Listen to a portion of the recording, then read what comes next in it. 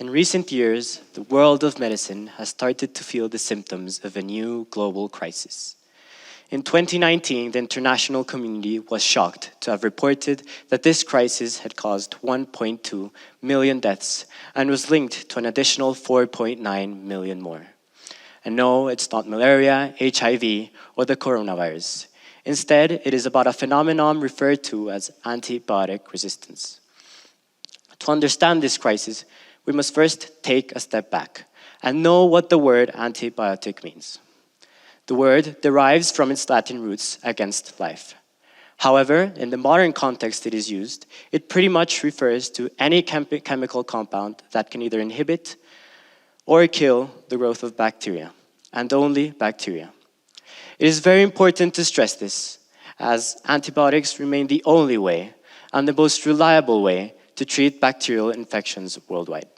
Before the discovery of the first antibiotic in 1928, bacterial infections had a high morbidity and mortality. A single cut, scratch, or wound resulted in major bacterial infections, which could then lead to worldwide epidemics or pandemics. Take the case of the Black Plague. This is an example of a bacterial infection that could wipe off 1/3 of the European population. There's also a very interesting quote from the PBS that states that tuberculosis or consumption had killed 1 in 7 of all people that had ever lived. But Alexander Fleming and his discovery of antibiotics in 1928 marked an end of this era, starting an antibiotic one, an era which shaped the public conception of bacteria that were once seen as these merciless monsters capable of killing millions of people, and instead started to be perceived as the cause of a mild ear infection or mild fever that could easily be cured with a couple of pills. And so the human race has benefited from antibiotics for over 70 years or so. But of course, all eras come to an end. It turns out that bacteria are really good at staying alive. They have been around for approximately 3.5 billion years and will continue to be around as long as life itself exists. The reason behind their survival is evolution. It turns out that bacteria can develop small changes in their DNA that by pure chance can give them the perfect recipe they need to become resistant towards certain types of antibiotics. And by a process of natural selection, those bacteria that can become resistant survive, and those who cannot are wiped off, leaving only the fittest. These bacteria are now left without competition and with an environment full of resources and nutrients they can now use to replicate at exponential rates. By this process, 1 bacteria will become into 2, 2 into 4, 4 into 8, and so on, until the environment is completely filled with antibiotic-resistant bacteria. If this wasn't a major problem already, there's also a thing called conjugation, in which bacteria can exchange genes with one another.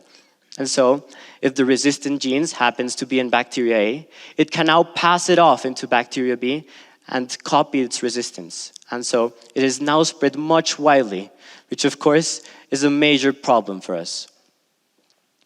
Some of you may think that superbugs or multi-resistant bacteria are still a problem that is far away in the future and should only concern the very rich countries, such as the US or some European countries.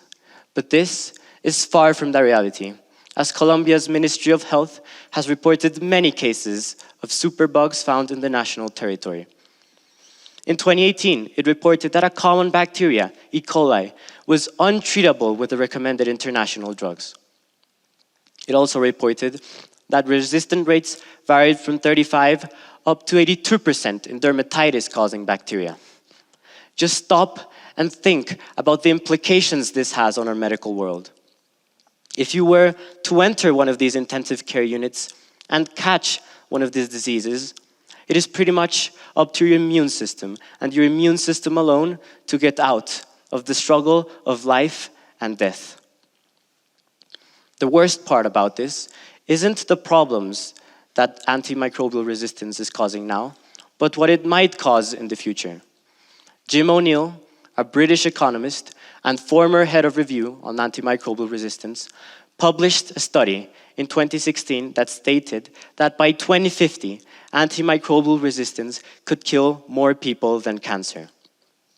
By this year, one person could die every 3 seconds because of a superbug, and the total GDP loss would amount to a grand total of $100.2 trillion. Just to give you a perspective, the current global GDP stands at around 84 trillion. In 2019, the World Health Organization declared that antimicrobial resistance was one of the top 10 public health threats. So what can we do to stop it? I would like to all ask you a question. Don't worry, you don't need to raise your hand. Just think about it. But has any one of you ever self-prescribed antibiotics or know of someone that has? Because most pharmacies are supposed to prohibit people from buying drugs without a doctor prescription. The reason behind this being that antibiotics can be seen as a grenade. It affects all bacteria susceptible to them, even good bacteria that help with digestion. And so what's the point of taking antibiotics if you don't even know if what you have is a bacterial infection? As citizens, the best thing we can do is to slow down this crisis as much as possible and give scientists time to find a solution. And by a solution, I'm not referring to the production of new antibiotics, because since the 1980s, no new classes of them have been found. On average, it takes 10 to 15 years and over $1 billion to develop a new antibiotic. And so, stopping this global crisis is up to each and every single one of us. Today, I would like to talk to one such alternative that is not antibiotics that can help us survive this crisis.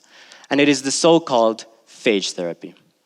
Phage stands short for bacteriophage.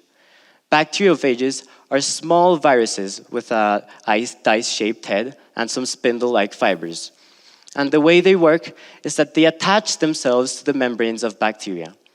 They will then inject their genetic information and force the bacteria to manufacture copies of this virus until it can no longer withstand the internal pressure and lyse out, sending these newly created viruses into the external environment just for them to repeat the process all over again.